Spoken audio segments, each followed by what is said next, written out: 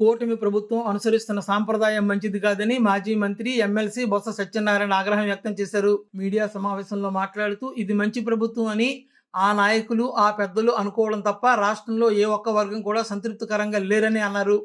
రైతులు, రైతు కూలీలు, విద్యార్థులు, వ్యాపార వర్గాలు ఏ ఒక్కరూ సంతృప్తిగా లేరని అన్నారు. అవినీతి, దోపిడీ, వ్యక్తిగత ఆరాధన తప్ప మరేమీ లేదని అన్నారు. విద్యార్థులు తీసుకున్నా లేదు, వ్యాపార వర్గాలు తీసుకున్నా, ఎవరిని తీసుకున్నా సరే ఎంతసేపు కూడా ప్రభుత్వంలో ఉన్న పెద్దలు వాళ్ళ అవినీతి, వాళ్ళ దోపిడీ, వాళ్ళ వ్యక్తిగత ఆరాధన, స్వార్థం తప్ప ఏం కనిపించట్లేదు. ఉదాహరణకి మనం మా ఆలోచన చేసుకుంటే మాట్లాడుకుంటే